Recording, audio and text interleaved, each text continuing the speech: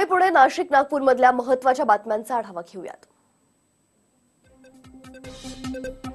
गोपीनाथ मुंडेंच्या हत्येच्या आरोपावर पंकजा मुंडे आज चुप्पी तोडणार आहेत आणि यावर त्या स्पष्टीकरण देणार असल्याची माहिती माजी आमदार विजय गव्हाळ यांनी दिली आहे. तसंच विरोधक राजकारणापायी मुंडे मृत्यू प्रकरण उकरतायत असा आरोपही त्यांनी केला आहे.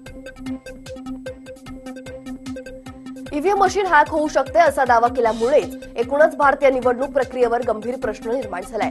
खास करून गोपीनाथ मुंडेंची हत्या आणि ईव्हीएम बाबत केलेल्या आरोपांची दखल घेत सर्व राजकीय पक्षांनी याबद्दल चौकशीची मागणी करणं गरजेचं असल्याचं मत राष्ट्रवादीचे नेते जितेंद्र आव्हाड यांनी व्यक्त केलंय. आशिष शेलार यांनी ट्विटरच्या माध्यमातून काँग्रेसवर निशाणा साधलाय. काँग्रेस आता देश विकायला काढणार का अशी टीका शेलार यांनी काँग्रेसवर केली आहे. स्वबळावर निवडणूक लढवण्यासाठी शिवसेना तयार असल्याचं उद्धव ठाकरे यांनी आधीच सांगितलंय आणि तशी व्यूहरचनाही सुरू केली आहे. त्यामुळे निवडणुका कधीही लागो, आम्ही तयार आहोत असं शिवसेनेच्या प्रवक्त्या मनीषा कायंदे यांनी म्हटलंय. समृद्धी महामार्गाला बाळासाहेब ठाकरेंचं नाव देण्यात यावं अशी मागणी शिवसैनिकांनी केली. मात्र आता विधान परिषदेचे विरोधी पक्षनेते धनंजय मुंडे यांनी जिजाऊंचं नाव पुढे करत यात खोडा घालण्याचा प्रयत्न केलाय. सेना भाजपमध्ये भांडणं लावण्याचा प्रयत्न करत असल्याचा आरोप शिवसेनेच्या प्रवक्त्या मनीषा कायंदेंनी केलाय. शिवसेना प्रमुख बाळासाहेब ठाकरेंच्या स्मारकासाठी त्यांच्या जयंती दिनी म्हणजेच 23 जानेवारीला शिवाजी पार्क येथील महापौर निवासस्थानी गणेश पूजन होणार आहे. या समारंभाला मुख्यमंत्री फडणवीस उपस्थित राहणार असल्याचं शिवसेनेकडून कळतंय. बाळासाहेब ठाकरेंच्या जयंतीनिमित्त कल्याणमध्ये शिवसेनेत 2 गट पडलेत. जयंतीनिमित्त काढण्यात येणारी मिरवणूक ही रद्द केल्यामुळे शिवसेनेचे महानगर प्रमुख विजय साळवी यांनी शिवसेनेच्या स्थानिक 4 ते 5 नेत्यांवर नाराजी व्यक्त करत सोशल मीडियावर आपला निषेध व्यक्त केला. त्यामुळे येणाऱ्या निवडणुकीत हा वाद चिघळण्याची चिन्ह आहे. मनसैनिक आणि राष्ट्रवादी काँग्रेसच्या कार्यकर्त्यांकडून जी साऊथ वॉर्ड ऑफिसचे सहाय्यक अभियंता रवी मस्के आणि अभियंता सुशांत गोडबोलेंना मारहाण करण्यात आली. एल्फिन्स्टन पुलाखाली शिवसेनेच्या प्रस्तावित शौचालयाला मनसे आणि राष्ट्रवादीनं विरोध केल्यानंतरही बांधकाम सुरू केल्यामुळे ही मारहाण झाली. या प्रकरणी नामदोषी मार्ग पोलीस ठाण्यात गुन्हा नोंदवण्यात आलाय. 2 दिवसांपूर्वी अनधिकृत फेरीवाल्यांच्या मुद्द्यावरून मनसे सरचिटणीस संदीप देशपांडे यांनी वॉर्ड ऑफिसमध्ये गोंधळ घातला. त्यानंतर आता मनसेनं वॉर्ड ऑफिसचं चोर आहेत या नावाची मोहीम सोशल मीडियावर सुरू केली आहे. त्यामुळे आता मनसे विरुद्ध वॉर्ड ऑफिसर असा संघर्ष पेटू लागलाय. जी साऊथ वॉर्डचे वॉर्ड ऑफिसर देवेंद्र कुमार जैन यांनी सगळ्या बोर्ड ऑफिसर्सची बैठक घेतली. गोंधळ घालणाऱ्या मनसे पदाधिकाऱ्यांना 2 दिवसात अटक केली नाही तर काम बंद आंदोलन करू आणि याबाबत या बैठकीत निर्णय घेण्यात आला. मात्र जोपर्यंत अनधिकृत फेरीवाले हटवणार नाही तोपर्यंत वॉर्ड ऑफिसर विरोधात मोहीम सुरू राहील असं मनसे सरचिटणीस संदीप देशपांडे म्हणतात. बोरिवलीहून सुरतकडे जाणारी ट्रेन पकडण्यासाठी प्लॅटफॉर्मवर उभ्या असणाऱ्या काका पुतण्याच्या जीवावर बेतलंय. गाडीची वाट पाहत असणाऱ्या काकाच्या बाजूला बसलेल्या पुतण्या हा मोबाईलवर गेम खेळत मग्न होता. त्याच दरम्यान मोबाईल चोरानं त्याच्या हातातून मोबाईल चोरी करून पळ काढला.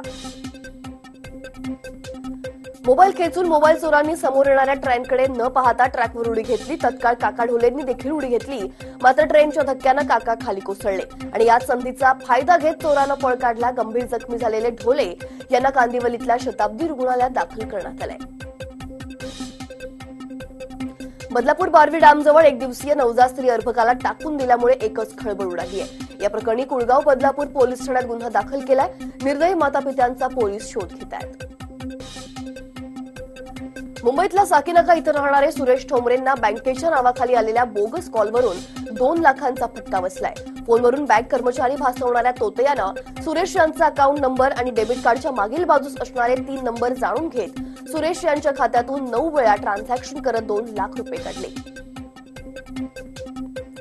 एटीएम मध्ये स्कीमर बसवून हिडन कॅमेऱ्याच्या माध्यमातून पासवर्ड चोरत लोकांच्या बँकेतील लाखो रुपये गायब करण्याचा प्रकार नवी मुंबईत समोर आलाय. 22 जणांच्या खात्यातून बनावट एटीएम कार्डद्वारे 4 लाखांवर पैसे काढले गेलेत. एटीएम मशीनमध्ये स्कीमर आणि हिडन कॅमेरा बसवताना 2 आरोपी सीसीटीव्हीत कैद झाले.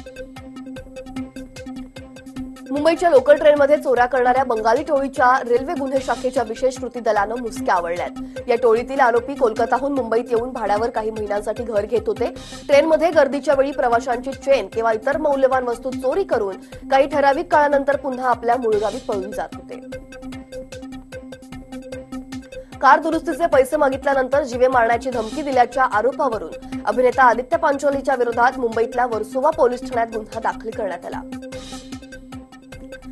बोरिवलीत एका झाडाला खांदा देत त्याची अंत्ययात्रा काढण्यात आली. राजेंद्रनगरमध्ये काही दिवसांपूर्वी एका झाडाला विष टाकून ते झाड मारण्यात आलं. या विरोधात कस्तुरबा मार्ग पोलीस ठाण्यात तक्रार दाखल करण्यात आली. मात्र त्या तक्रारीविरोधात कुठलीही कारवाई न झाल्यामुळे संतप्त नागरिकांनी हे पाऊल उचललंय. मंडूळ जातीच्या सापाची तस्करी करण्यासाठी आलेला सोनू सोनावणे याला उल्हासनगर गुन्हे शाखेनं बेड्या ठोकल्या.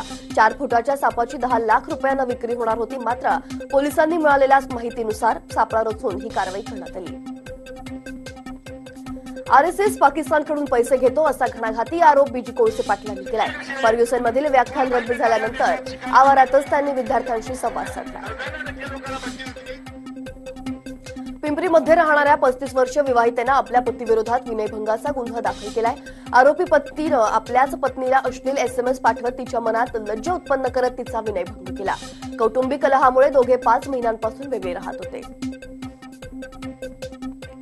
पुण्यात 4 लाखांहून अधिक अनधिकृत नळ कनेक्शन असल्याचं समोर आलंय.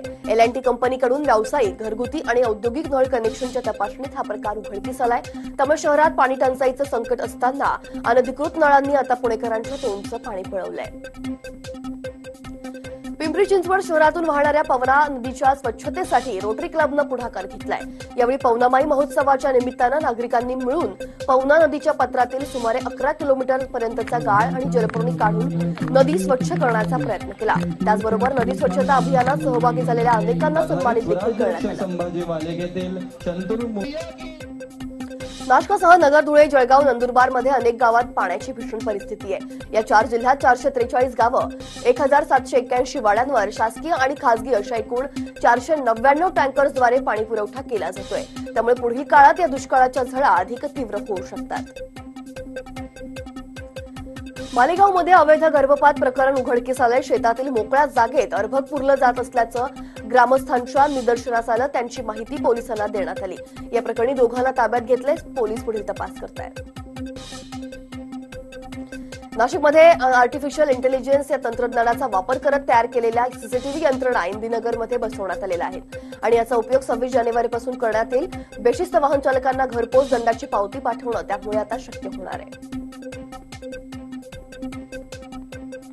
नाशिक येथील राजीव गांधी भवन समोर विजेच्या तारेवर नायलॉनच्या मांजात एक पक्षी अडकला. त्या अडकलेल्या पक्षाचं प्राण एका तरुणानं जीवाची पर्वा न करता वाचवले. भर रस्त्यात गाडीवर चढून विजेच्या तारेतून त्या पक्षाची सुटका करण्यात आली. नाशिक जिल्ह्यातील शिंदेपळसे इथं भाऊसाहेब शामराव गायधनी यांच्या शेतात ऊस तोडणीचं काम सुरू असताना बिबट्या मादीची 5 पिल्लं कामगारांच्या निदर्शनास आली. वन विभागानं घटनास्थळाची पाहणी करत पिल्लांना ताब्यात घेतलंय. नागपूरकरांची हक्काची स्टार बस आता महागडी होणार आहे. गेल्या अनेक वर्षापासून स्टार बस तोट्यात आहे आणि त्यामुळे दरवाढ केली जात असली तरी याचा भुर्दंड मात्र सामान्य माणसाला भोगावा लागेल. दर 2 किलोमीटरला आता 8 रुपयांऐवजी 10 रुपये होणार आहे. नागपुरात पुन्हा एकदा हत्या झाल्याचं घडलेलं आहे. मोहम्मद शाबीर हाशमी असं मृत व्यक्तीचं नाव आहे. शाबीरचा मैत्रिणीमुळे कुटुंबीशी वाद होता आणि त्यामुळे तो वेगळा राहत होता. मात्र रविवारी मैत्रिणीसोबत झालेल्या भांडणादरम्यान शाबीरनं तिच्या श्रीमुखात लगावली. महिलेसोबत झालेल्या भांडणातून शाबीरची हत्या झाली असावी असा अंदाज आहे.